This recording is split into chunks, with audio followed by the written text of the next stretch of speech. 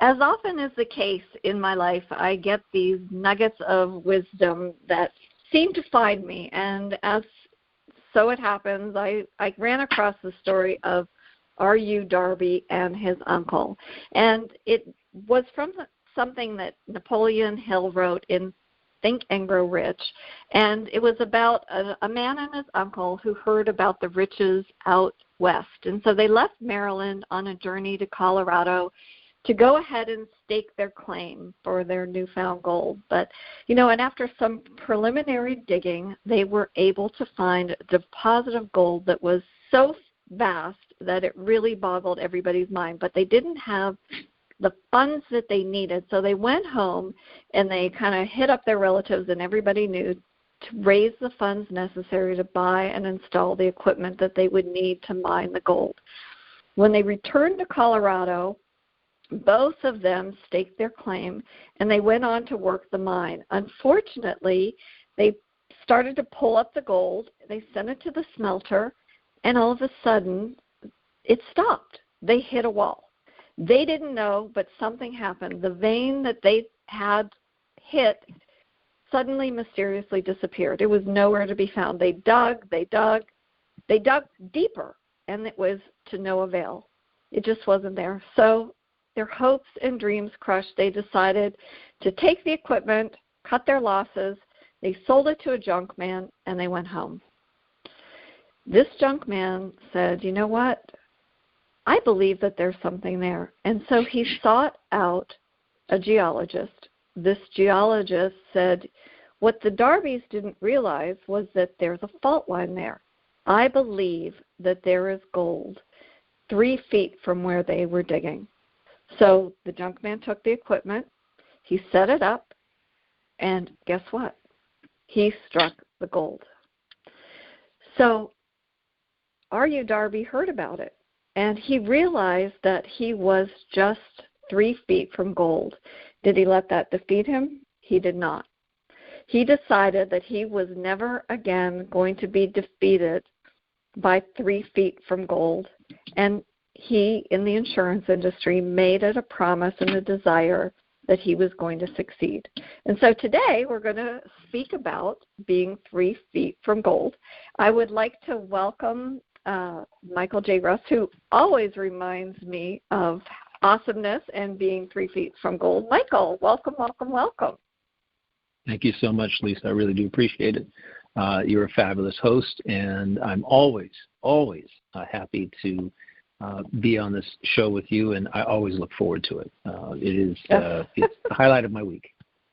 Oh, it's such a delight. It is here on Connect to Love on PRN FM. Every week it is, just such a treasure. We never know what we are going to unearth or the depths of our being that we're going to share and how that's going to impact us. And today we have a special guest, Michelina, who is one of our listeners, and she shared something that this morning that just absolutely touched my heart about one of our previous shows on the Wow of Wonder. And so we invited her on, and I'm so glad to welcome you, Michelina, and I'm just really eager to have you be part of our conversation, because so much of what we speak about shining your light, being courageous, showing your greatness, and really never giving up and on your dreams is what it's all about. So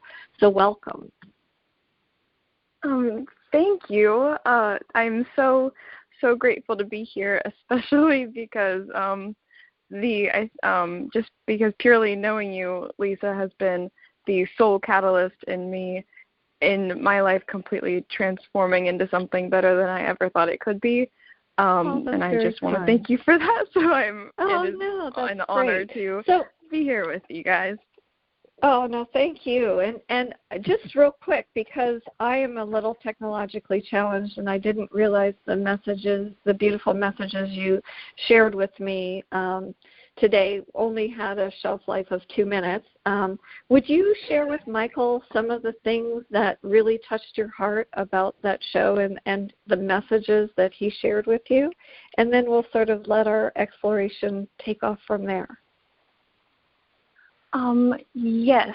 So one of the main things, or the main things I can remember is when especially Michael was talking about altruism, and that resonated with me so much because I've recently, and I mean very recently, as in the past few days, come to the understanding of what it really means to be altruistic, and about what happens whenever your intention and the reason behind the action that you're taking, when there's no intent to serve yourself.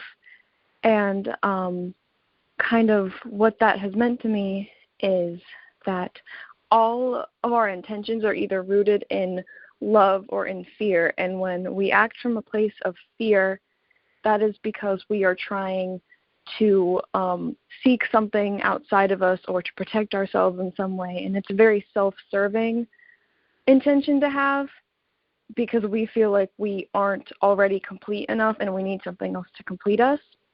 But whenever we act from love and also altruism, it's because we don't feel the need to serve ourselves, because we feel whole and complete enough on our own that it doesn't matter what we do, because it isn't going to influence how whole we feel. So therefore we are free to do anything. And when you're free to do anything, that's when you kind of just choose altruism as a default mode, because why would you want to do anything other than create the highest good if you have the freedom to do anything? And that was kind of how it kind of was an aha moment hearing from me about how he always pays for other people's meals without anything in return, and just realizing, why would he do that?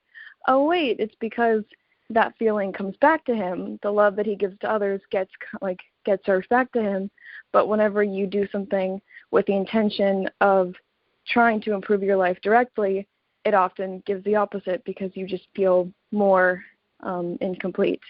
So there's kind of a paradox there, but that was one of the main things that really resonated with me from it. Hang on just a second. Hang on just a moment. You're how old? 18. Oh my gosh. I know. Boy, how articulate can you be?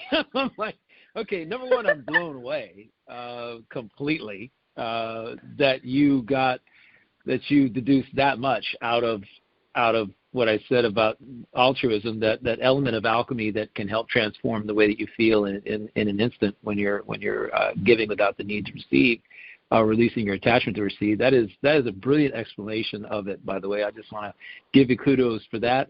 And can say that you are going to go very, very far. Thank you. In active love, the self-talk that comes into play here is I am more than enough. I am more than enough, and I have more than enough. And the one of the issues in our world today is that all the distractions and outside influences happen to make us feel otherwise, and it can weigh us down, and we always have to be mindful and situationally aware is the word that I love to use. We need to be situationally aware of how we are interacting with our outside world, and knowing that we can control everything about us in relationship to our outside world. Everything. We can control everything, and we should accept nothing less. That is our right. We were born with that right, and that is how we create our reality, our interpretation of ourselves and our life. So, brilliant. Kudos. I clapped 100 times over for you on that one. That was great. Thank you. Thank you so much, and I couldn't agree more with what you said about and what's so nice about that is that's really the only place we can find peace, because whenever we try to exert, or at least from my experience, anytime I try to exert my control over something other than what I can do right now, that's when I suffer, because if you define suffering as this feeling of powerlessness to get rid of pain, like you have a pain and you can't do anything to get rid of it. I think that's what suffering feels like. And that's what you experience every time you go out of the present moment and you become unconscious. You go back into the past and you're thinking about something that you did or didn't do, or you're in the future worrying about something that you're going to have to do. That's painful, and then you feel fear in response to that pain because it indicates like a danger. But then when you look around in your environment to respond to that danger, there's nothing you can do because the problem exists only in your mind. And then you can't protect yourself from it. And then you're stuck with this feeling because you think that there's a perpetual threat around you, when really all you have to just do is get out of your own head. And Yeah, that's so true. Get out of your own head. It's some of the young people, so many people your age, in your age group, in your generation, are suffering from anxiety, attacks and otherwise. And I am not a clinical psychotherapist or anything of that nature, a PhD. I just simply go by what it is that my experiential wisdom has led me to believe about myself and my interaction with the outside world. However, I think you described it very appropriately from the perspective of you are anxiety, fear about the future. We are projecting some outcome, usually negative instead of positive. Wouldn't be that same if you projected a positive outcome. However, doubt about ourselves, doubt about our own levels of confidence in ourselves, and likewise, that happens to play into this whole thing. And it's our perception of the future is what we're dealing with. Our perception of the future happens to be negative, so everything else will play out in that vein. That will be the script that we write for ourselves, and the anxiety is just in my view, is a consequence, a physical manifestation of what we are, of the perceptions, the negative perceptions that we have about our future. I'm not going to. I fear. I don't want to take that test. I fear taking the test. I might fail the test. I want to get into that college, but I don't want to try because I may not get in. I'm so anxious about all these different things, and really what we have to do, in my view, is just kind of be very consciously aware of the number of outside influences that we're exposing ourselves to. And with many young people, I find there are way too many distractions, way too many interruptions in life, too many things out there that are being focused on at one time that really ultimately have nothing to do with us. They have nothing to do with who we are and our own internal development. And when we bring it all back inside, like you said, things change. We become empowered because we can't control those things that are outside of us. We feel disempowered because all these things are happening and they're happening around us. And it's a really interesting dichotomy. It's a very interesting catch-22 situation where we want to, we can't, but we keep trying, and it makes us feel hollow inside. And I did a couple of journals about self-love, and in reading a lot of I was reading a lot of quotes from people about self-love, a lot of authors that had quotes on good reads about that. And what's interesting is that when we look outside of ourselves for acknowledgement, for appreciation, for love, as it were, getting it is kind of hollow. It doesn't have any staying power. We feel good for a moment, and then we want more. And when we go inside of ourselves and we generate it internally, and we accept ourselves for who we are, what we're doing, and vow to continue our own evolution, to see things outside of us as an opportunity to evolve from our inside, to evolve, who we are as a person, then that sense of control is incredibly powerful, energetic. It is simply empowering beyond belief, and it's a feeling that I really love all of our listeners to and everybody in your generation to experience, because it is something that is it's boundless, it's infinite, and it's something we all control.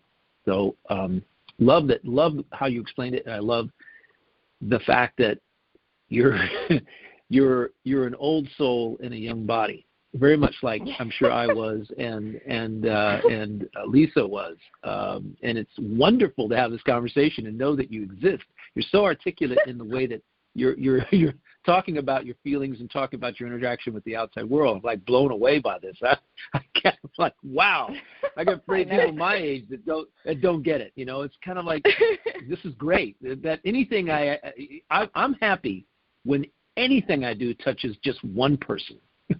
So right now, you've made my day. You've validated my existence, and I do appreciate that. Yeah, I'm so glad that I could bring you two together. And I'm really glad, Michael, that you brought up perception, because one of the things, and you may not have realized it, Michelina, when you left me those messages, I could hear you walking on the beach, and I could hear the birds. And last night, and it's so interesting because I was taking a walk with my dog, and I got a phone call, and the person that I was talking to said, "Can you hear those birds? There's all those birds around you." And it took me a minute to shift my perception to really recognize, oh my gosh, it was in the evening. It was around 7 o'clock. Start getting to get dark, and the birds were singing their hearts out. And so this morning, when I heard the message and I heard the birds, and I thought, you talk about how we perceive things, and what does a bird do? It flies away, it's free, it alights where it wants to alight. And I think it's a really good metaphor for what we need to do. Our souls are really free, but we create the confines for which our soul is caged. And when you can really free that and allow yourself to find, as you said, Michael, those nuggets of happiness, it really makes a difference. And it made me think about Viktor Frankl, who was, I don't know, Michelina, if you know the story or if our listeners do, but he was in a concentration camp. Mm-hmm. And he was a psychiatrist at the time, and he ended up going on and writing a book, Man's Search for Meaning. And what he found was those who survived the camp were how much meaning they could glean from their experience, and also what they could find to be happy about, to make the world a better, more beautiful place. And I think that that's sort of, what you're striving to do. You're not confined by being 18 years young. My aunt's 100 years young. She doesn't feel any different than she did when she was 18. But you have the whole world ahead of you, and it's not unlike that vein of gold. Where do you set your compass? Where do you drill for those riches? What is it that you want to do? It's vast. It's only for you to decide on what you want to create. And I really, again, as Michael said, I applaud you for your wisdom and for sharing. And, just out of curiosity, and because I know sometimes it's not an easy thing, for somebody that is 18 and get distracted, how do you find yourself having faith in the world and finding your space of happiness? That's a big question. Well, wonderful question. I wish you could see my face right now and the ridiculous smile that I had while you were talking, because some of the things you guys have said wouldn't have made sense to me even a week ago. I would have resisted them and thought that they weren't true. For example, when it comes to letting things go and letting yourself be happy, if you had told me that a month ago, I would have thought that was ridiculous, because like you said, with the confines of the confines we put on our happiness, and that our souls are really free, that really hit the nail on the head for what I've been for how I've been allowing myself to feel happy lately. And the reason I say that is because we put these confines on our happiness, we create these conditions where only once these conditions are met can we feel good? So, just say if with, like with other people, for example, like I've been a lifelong people pleaser. So what that meant was I put a condition on my happiness that only on the other side of pleasing people could I feel good. And so if I didn't have that, so if I was on the other side of that barrier and people were upset with me, I couldn't feel good. And so if you had told me to just be happy with being on that side of it, I would have said no, because I don't want to be happy, because there is nothing, I can't accept this because there is no happiness here, without realizing that, sorry, I just lost my train of thought, that I was putting the condition there, and that that didn't actually have to be a condition for my happiness. And now I found my train of thought again. So Good. I thought, go for it. So in the past, anytime I've had a condition on my happiness, the only way that I've been able to get happy again was by holding on to fear, because fear would trigger me, because fear is almost kind of like, think of it like an itch. The reason that we feel an itch in response to a mosquito bite is our body's way of saying, hey, there's something not good here. You need to get it out. You need to do something about it. And so it brings you to itch to get the mosquito bites toxins out. And so fear is the same. So if you have conditions on your happiness, then fear is the same way, in the sense that once you or just like any sort of sense of unease or an unwanted feeling is the same way, in the sense that when you feel that feeling, it is kind of like the driver for you to do whatever it takes to get over that condition, like over that barrier between you and feeling good, which is, for me, like would be people pleasing. So I couldn't feel good until I pleased other people, and that was enough of a driver for me to think that only once I did that thing would I be able to feel good, and there were no good feelings available to me until I did that thing. So I think that's what it means to have a condition on your happiness, is to believe that you can't feel good until you've done that thing. And then, whenever you do that, the irony is that you are forcing, like you said, you're putting confines on your happiness, and you're limiting the amount of situations in which you let yourself feel happy. And then the more you do that, the more you're reaffirming that pattern to yourself and further limiting the amount of situations that you'll be happy in. And then you further rely on those external things to bring in good feelings, because there's less and less of it being drawn internally in you. And so realizing that made me become, sorry, I just had an alarm go off. Sorry, I'm very, so we don't hear it. Realizing that has made me realize that every time a negative emotion comes up in me, or just something that I feel the need to get rid of, all it's really showing me what to do is it's helping to point me towards a barrier, a limit that I have on my happiness right now, a way that I am limiting the amount of happiness that I let myself feel. And so if I can become conscious of that feeling and ask it what it wants me to do, so like with the people pleasing, for example, whenever I feel that unease, that feeling wants me to go do whatever it would take to make someone approve of me or to like me, it's telling me that I will only be able to feel good once I do that thing. But instead, if I'm willing to tell myself that it is safe to let this feeling pass through me as I don't do that thing, and then I'm able to not do it, or able to not do whatever that fear is telling me to do, and I can keep doing that, the feeling that fear is able to pass through me, and I reaffirm to my mind that that thing does not have to be a condition on my happiness anymore, because I actually ended up feeling really good on the other side of it. And I can remind myself, hey, remember last time that happened? Or remember last time you told me to do this thing and I didn't do it and I actually felt really good?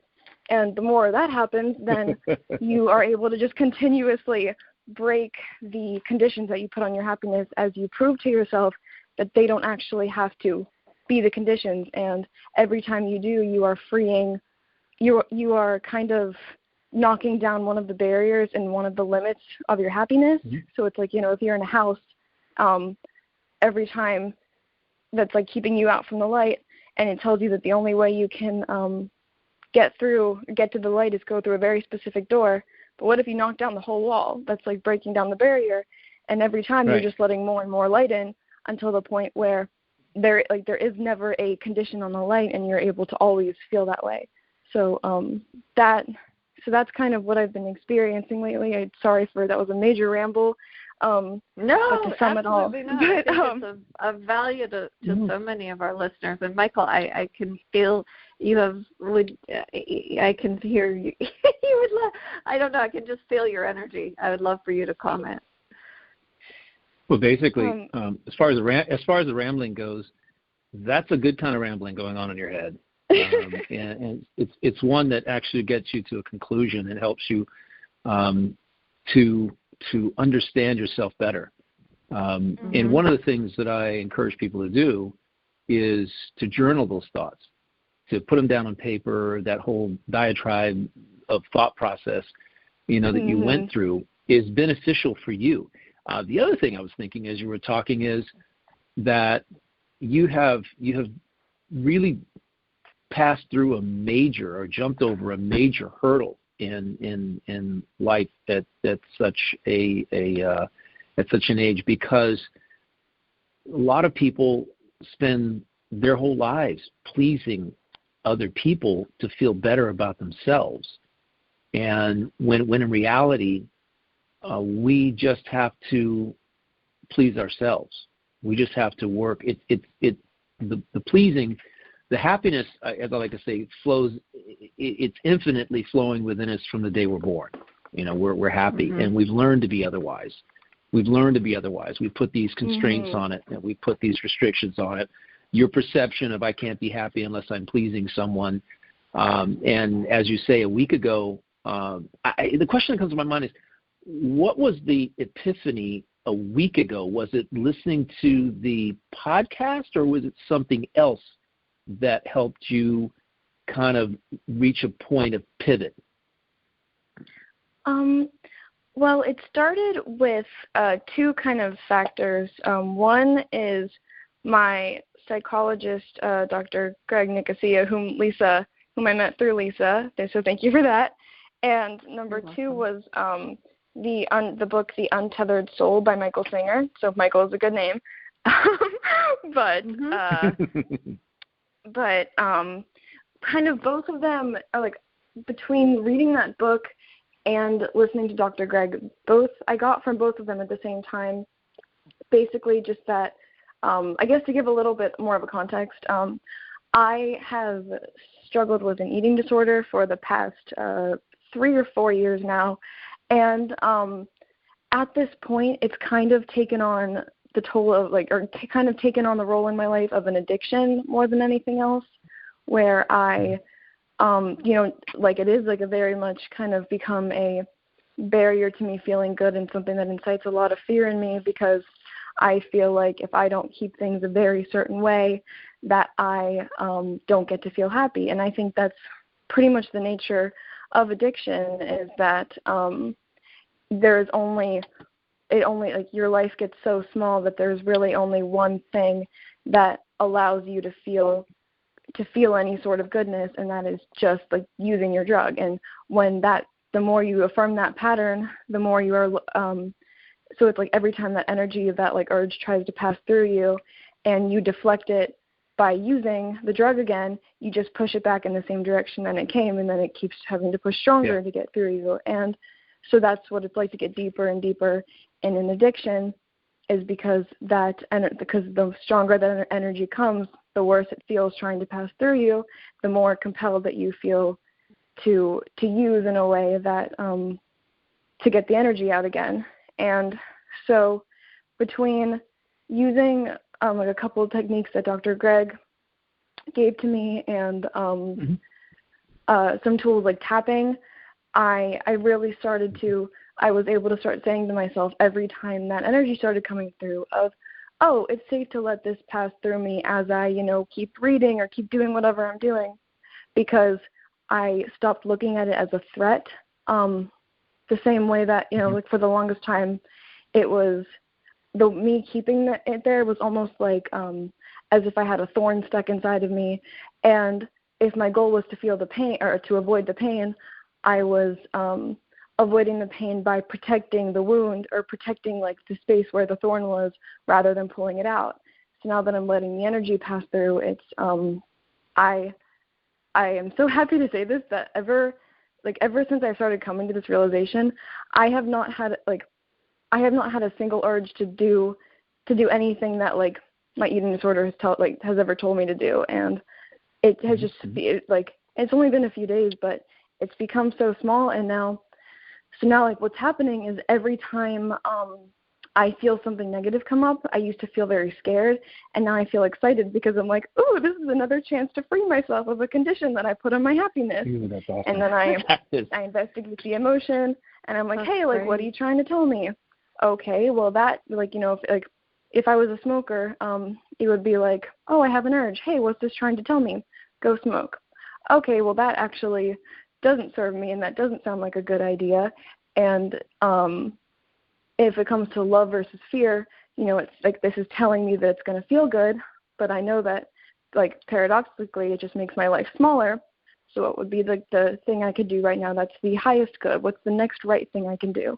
That would be to sit here and keep doing what I'm doing, or to go for a walk, so it's safe to let this pass through me as I go do that thing. And that just it immediately feels so much better.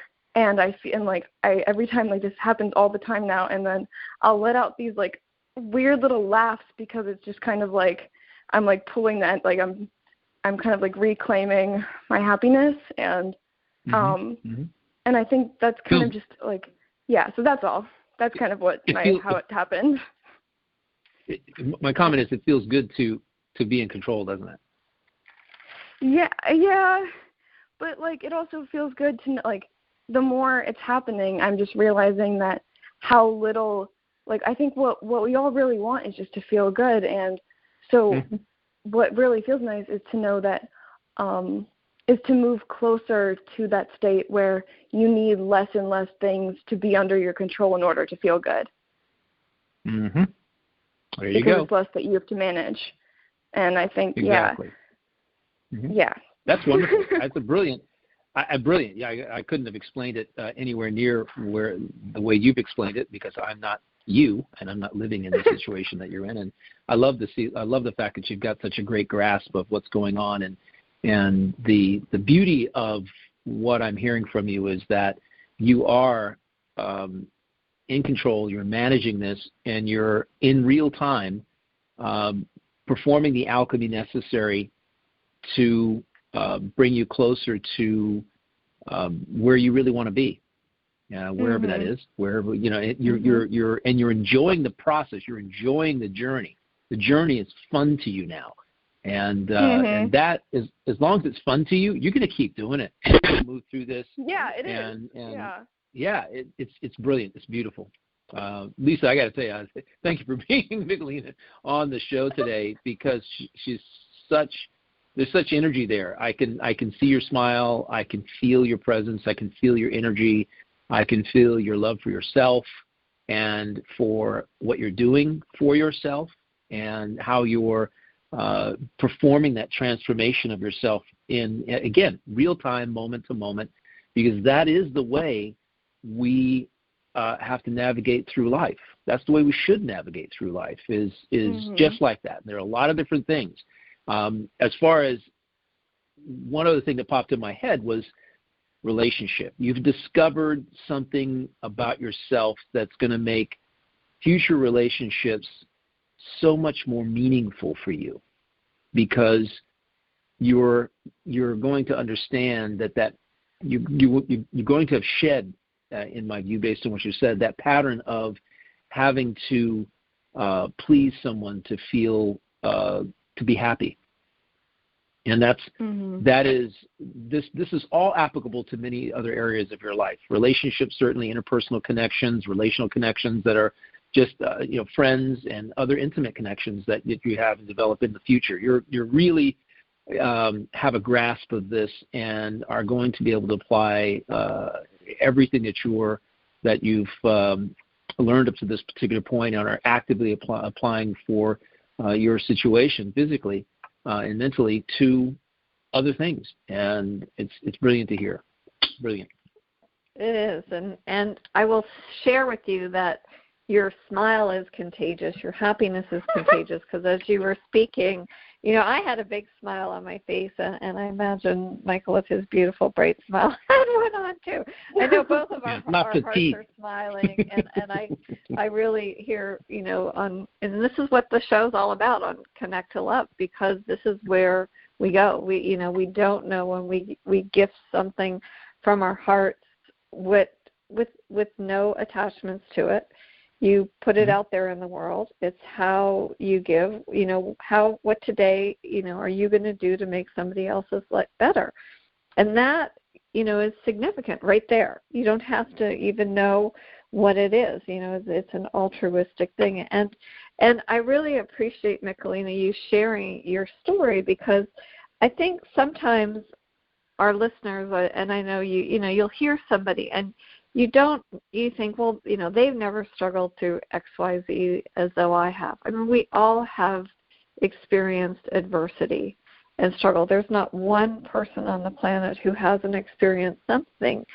But, it's the power of that story, how you let it control you, and what you decide to do with it. And you've decided to release it and live in happiness. And I see you skipping down the beach and, just with a big smile on your face and really shining your light and spreading that joy. And that's really what will carry you, as Michael said, through the rest of your life. We don't ever know what doorways are lie ahead of us or what other things, but, you just take yourself back. I was sharing with Michael before the show that I was going to do at least a 2-week detox from complaining. That anytime I felt myself wanting to complain about something, I needed to shift that and be in a space of gratitude. And if I was going to be in a conversation with somebody and they wanted to engage me in that complaint, I was going to shift the energy. And, it's only been 2 days, but I'm happy to report I'm doing fairly well, and I just really have to stay steadfast, because I want to create a reality that is bright and beautiful, where love really matters, and that's really, and really share that, and because that's who I am. And the other part of it, when I'm in a complaining state, does not feel good. And that's, I go back to Wayne Dyer, I want to feel good, I want to feel good, I want to feel God. So that's where I'm at. And, thank you very much for sharing that, because I do, you never know who is going to be listening that will, help them. Maybe they need to seek out a specialist, not unlike the gold miners, if they would have just taken a moment and stuck with it instead of quitting, found somebody that could guide them, and Michael has lots of wisdom about alchemy and transmuting things, and really continuing, not to just step away and be 3 feet away from that gold. Like, you have struck that vein, and you are going to continue, and who knows how long.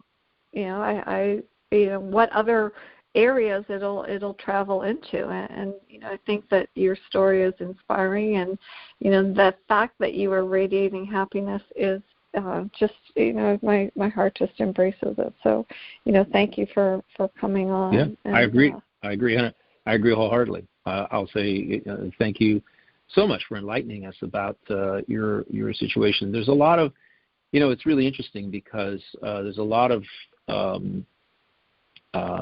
young people who are also experiencing what you're experiencing, and thinking outside the box, looking outside the box, being able to tap into resources, being open and aware of being aware that you know, of how you're feeling in any given moment, and tapping into resources that can help you shift the way you feel about yourself and your engagement with the world is incredibly valuable. And what I can say is the methodology you used to help yourself get to this particular point, remember that it has far-reaching applications, and you can take it anywhere you want to go, and use it in a way that helps you be a better you. Souls are. It's interesting because this week I've spent a lot of time in writing these journals, and I just produced another podcast today of my Life Moves podcast that was really about the whole idea of what life moves are for. And you've used a series of life moves that have helped you get to this point in your life. And ultimately, life moves are to really impact the way we feel about ourselves and the world around us and the life we're living. That's what it's about. The goal is to wake up in the morning and go throughout the day and go to bed at night feeling happy and joyful that we're here, that we're alive, that we're breathing, that we're expanding, that we're aspiring, dreaming, that we have intentions that we're working towards, that we have purpose in our lives. That is really that's all we want. That's all we want. And being able to manage outside influences is one of the most valuable skills that you can develop. And you seem to be just very much on your way, farther than I thought anybody could ever get. You were farther than I was at that time. I wasn't dealing with the same situation that you were dealing with. Mine was sort of a lack of self-confidence, or moving forward. Even though I put on a good game, I had that little in the back of my mind sort of thing, but that impacted me. However, there's no substitute for being confident in who you are and what you're capable of.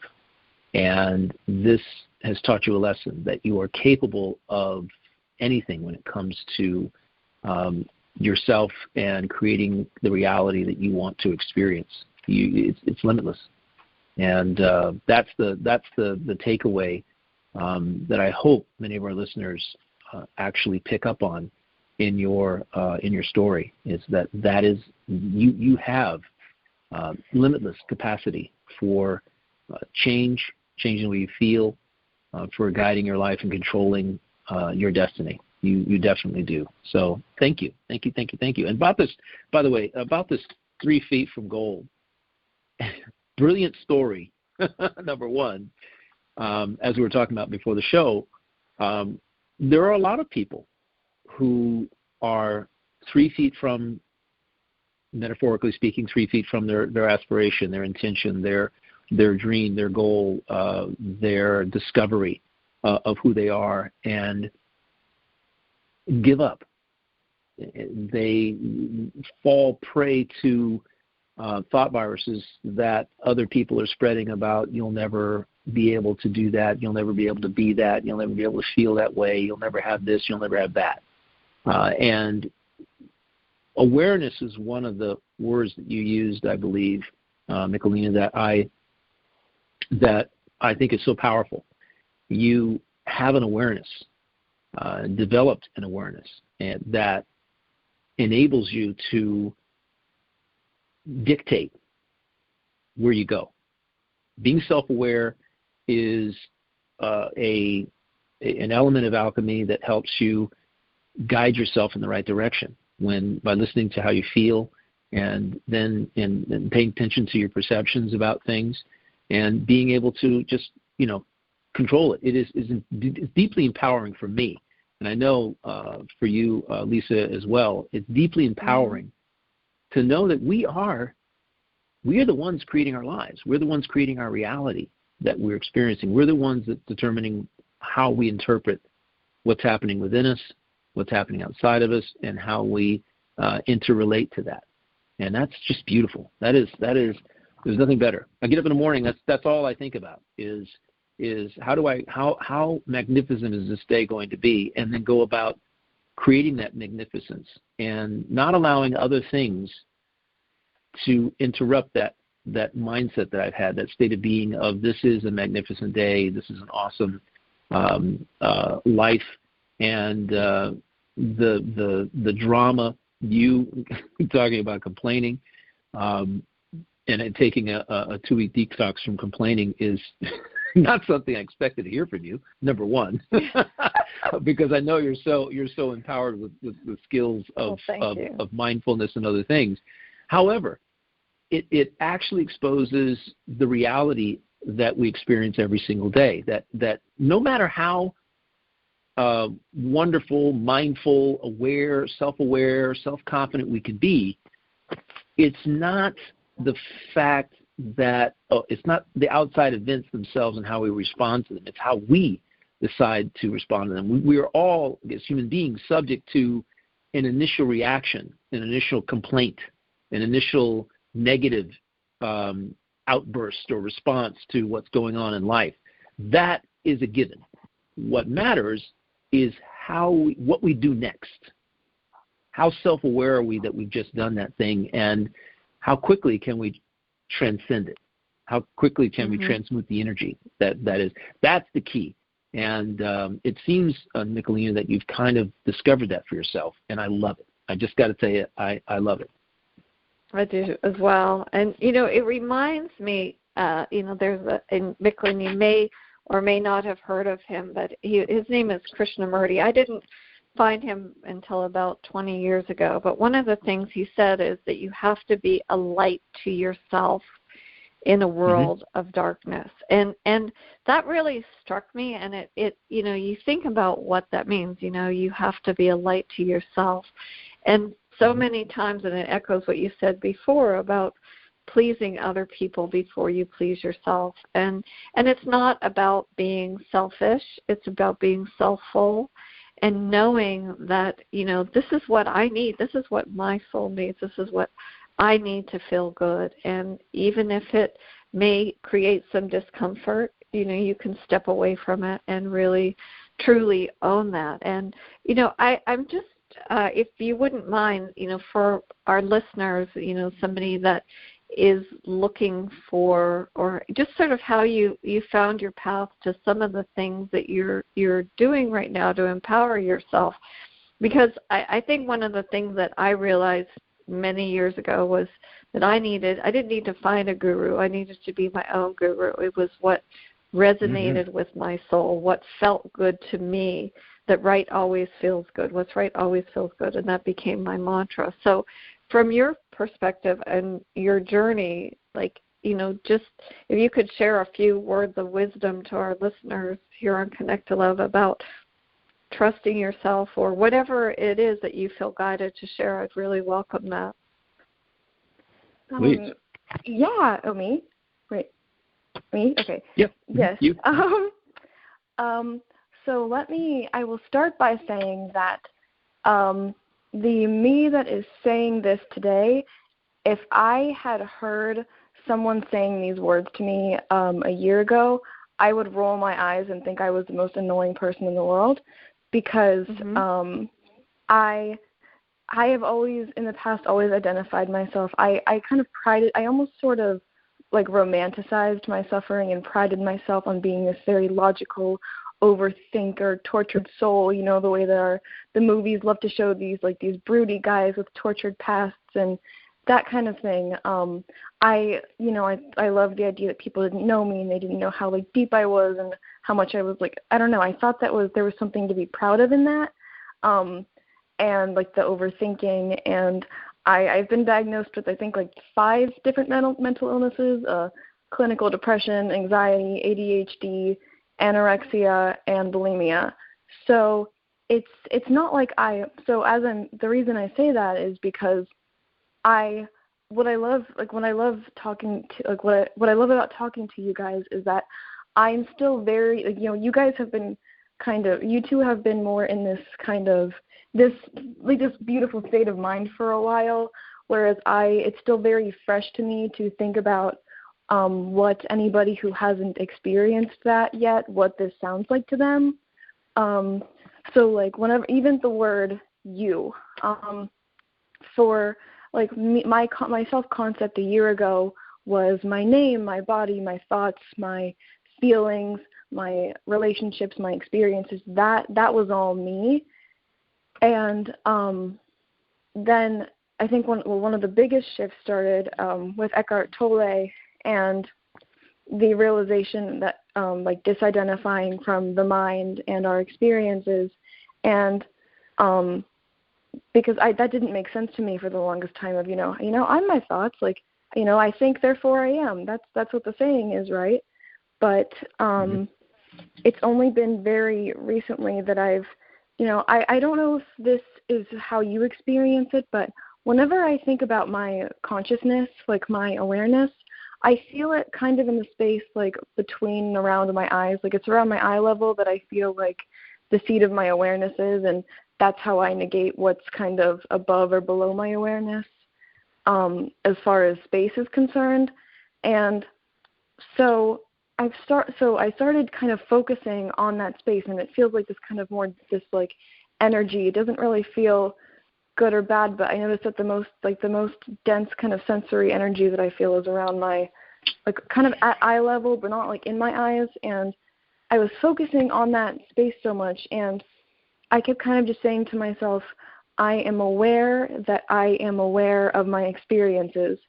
And I was sitting in that space for such a long time, and it felt so separate from everything else that I was experiencing that, the longer I did that and the more time I spent just being aware of what I was experiencing, as things came up, I was able to look at them, or as like feelings came up, whether they were good or bad, or just anything came up that wasn't coming to me from my sensory experiences in the present moment, it allowed me to look at it kind of as if like I was the light on the street light and everything else was just kind of like coming around me. But so that was kind of, so I just started kind of becoming like centered like that and going back into that place and realizing that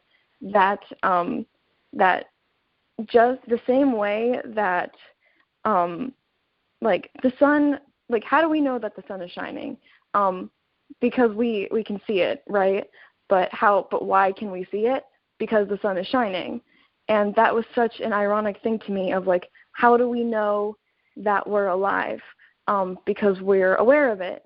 But how do we, why are we aware of it? Because we're alive. It's kind of just this, the same way that, like I've just kind of started to realize, this actually just came to me like this morning and I got chills, but just realizing that all we are, like, I went on a major tangent, but I realized the reason that I was so attached to so many things before and why I was suffering so much and suffering my mind and the anxiety is because I was mistaking all of those things as something that I have to control and I have to own.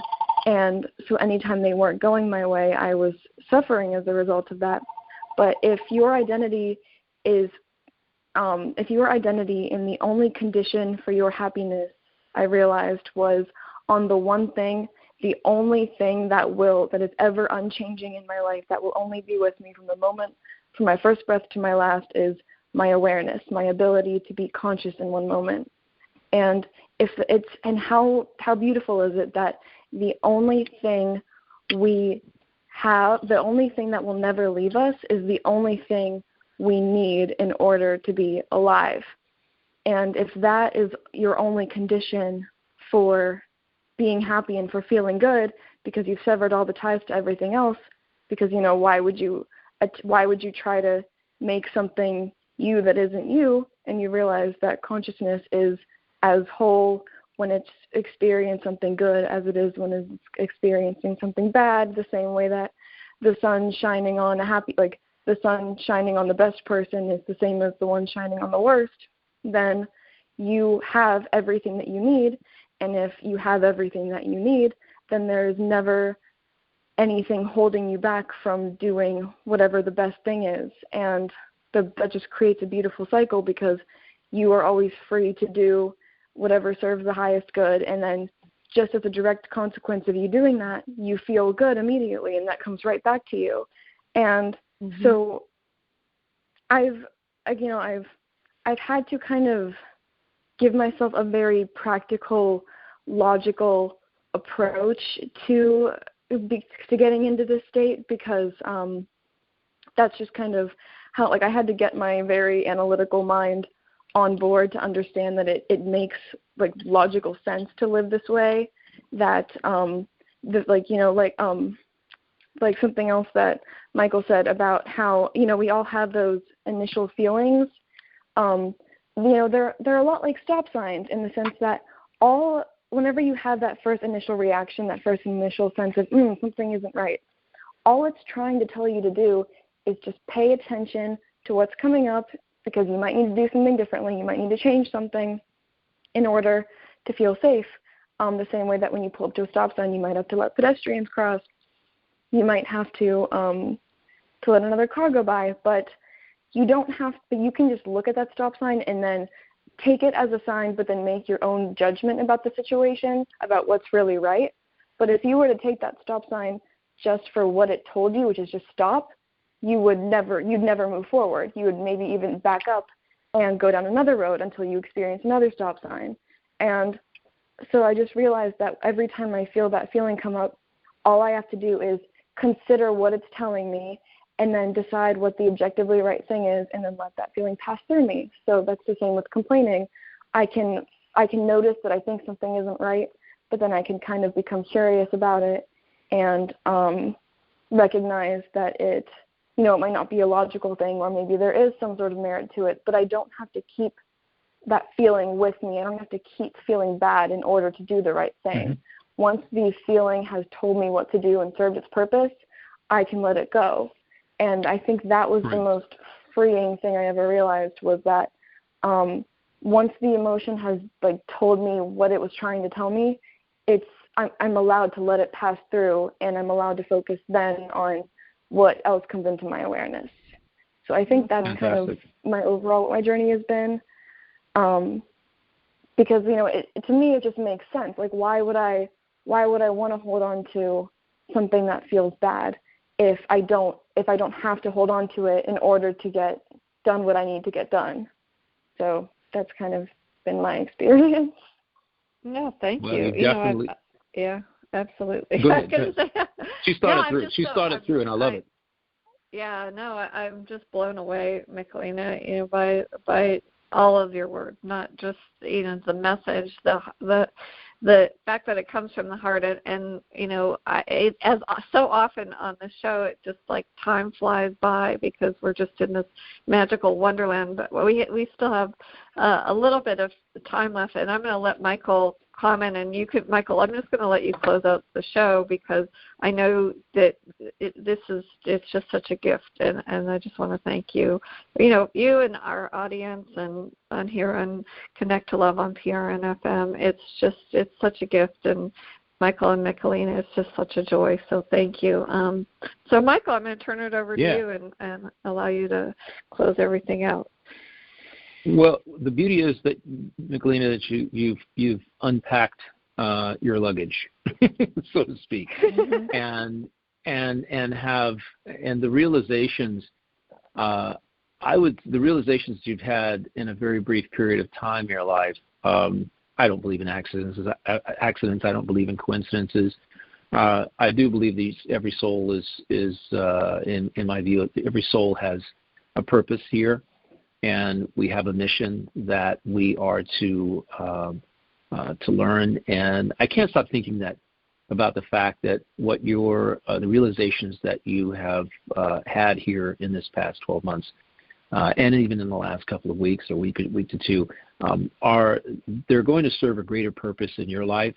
And I can't wait to someday down the line, hopefully, if I'm not 6 feet under, and if my soul hasn't ascended, find out exactly what that is, because sometimes who knows how long it's going to take to figure out. However, you're actively participating in the evolution of your own life, your own soul's purpose, and I just to witness it here in this last almost hour has been nothing short of exciting. amazing. I could come up with a bunch of glittering generalities. Brilliant. You are so refreshing. I guess that's the word I'm really looking for. Mm-hmm. You're so refreshing, and I'm sure, Lisa, you feel the exact same way. Refreshing. Absolutely. To have gotten to where you've gotten. And I would be prepared for, if I were you, more epiphanies, more realizations that can help you move even further from where you are right now. And consider this like the mean. Okay, so it's been an honor to have had you on in this conversation on our show here, and I know that there's going to be many people out there that are going to listen to this and take it to heart, and it'll likely move them to take action. It could even be the realization that they need to move themselves. A couple of things came to me. Here's the first thing: you can only truly be of service to another when you have first been of service to yourself. And the same thing goes for giving.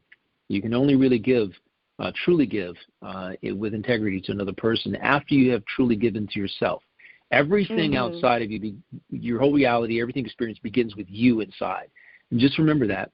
And as I do every single day, and I tell many, many people, everything begins with us, from within us, and then it expands from us.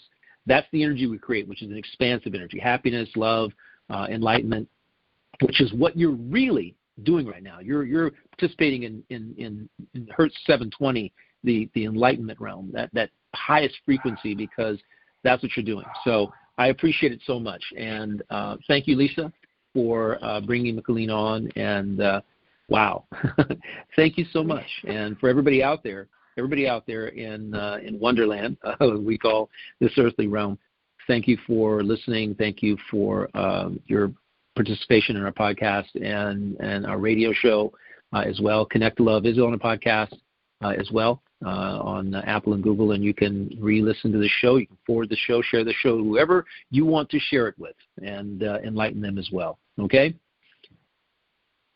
Awesome. Until next time, thank you so much.